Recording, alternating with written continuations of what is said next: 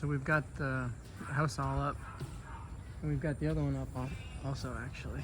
It was raining a lot the last like 3 days. It rained. It's a bit muddy, but yeah, that the posts and slats are up for the other house, and on this one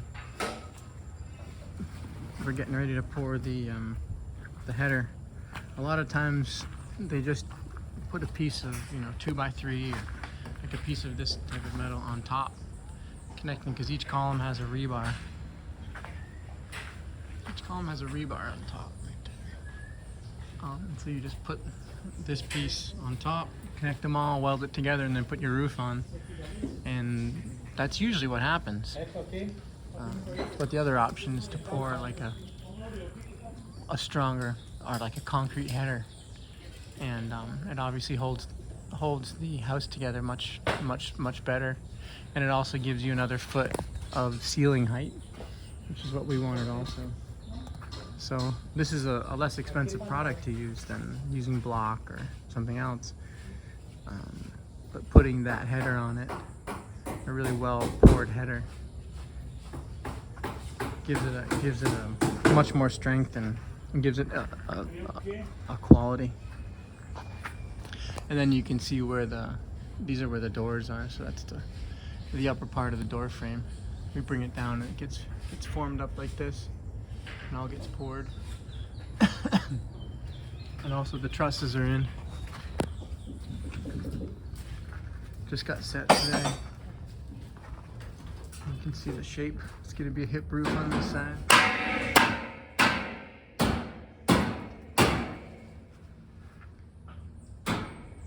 And then there'll be there'll be pieces going this way, connecting. And then what we're going to do is we're going to put sheets of roofing, white corrugated roofing underneath it. So that'll be the ceiling. That'll look good. We set all the heights of the windows. These are the two bathroom windows. There's a wall that comes in the middle here. So that put the shower valves in the wall.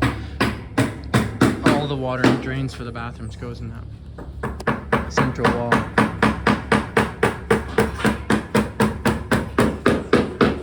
This is one bedroom, 5-foot window, 1.5 meters. We decided not to put another window over here because it's on the roadside. And really we just want this to be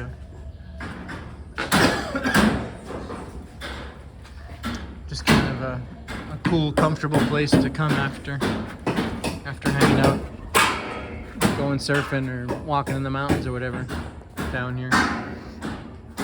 This is the master, and there'll be a sliding door going into the bathroom this way. Slide that way. So these concrete slats, called baldosas in Spanish, in Costa Rican Spanish, they have a little bit of play in them. So once they're set,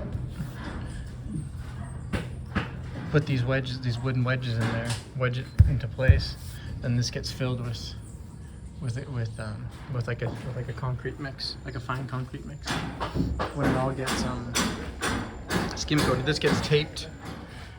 Something similar like the fiberglass tape that gets used in the States for drywall sometimes. That gets put there, and there's a top end mortar that fills this right here, like a high grade tile mastic. We put that here. It's very strong. Fills that in, seals the crack, and then another layer on top of it. Not the super high end stuff, just the regular stuff.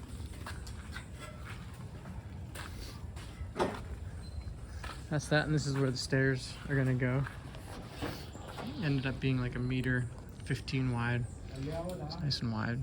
We're gonna form this out of metal. We were gonna pour it in concrete, but with all the work that's going into the header, we decided to form this up in metal to be quicker. And then on the treads and on the risers, we're gonna put 1-inch cement board, so it'll be super strong.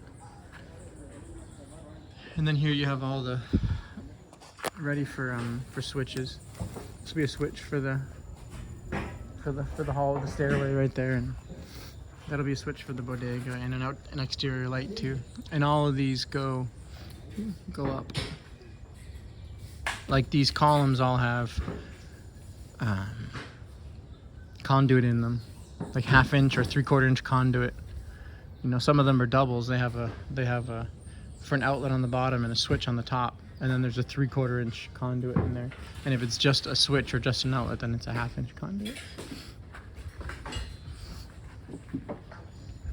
So what we did is extend it up with conduit. Like over there, you can see.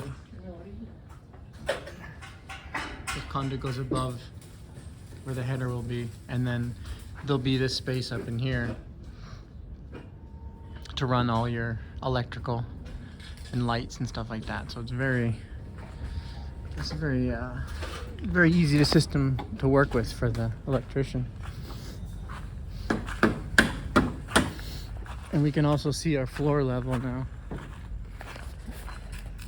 The level of the floor will be a few inches above the bottom of that lower concrete slat.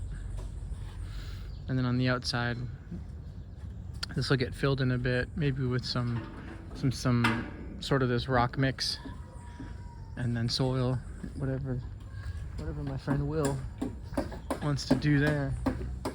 And then this part here will be, to here, this will be poured concrete. That section right there will be poured concrete.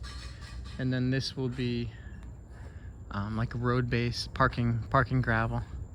So you'll pull in from over here, probably further down this way. You pull in, you come around, you'll park your car right there.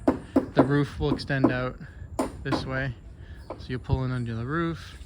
You'll have the bodega right there. The door will slide that way. The stairs to go upstairs will be that way. And then the front door will be over there. And there'll be like an overflow parking on this side. So yeah, it's getting the last of the form boards in place and pouring the header. Putting the nailers on for the roofing. And then putting the roofing on, and it will be dried in. And I've got the compactor here, so we're getting another load of this sort of white and gray road base type of stuff. We'll continue to fill it and compact it and fill it and compact it until it's solid, and then we'll set the floor levels and run all the tubing, all the PVC for the electrical and the plumbing. That'll all go in, and then this wire mesh will go on the floor, and then it'll get poured. So then we'll have a roof and a floor, probably within about 10 days, I'm guessing.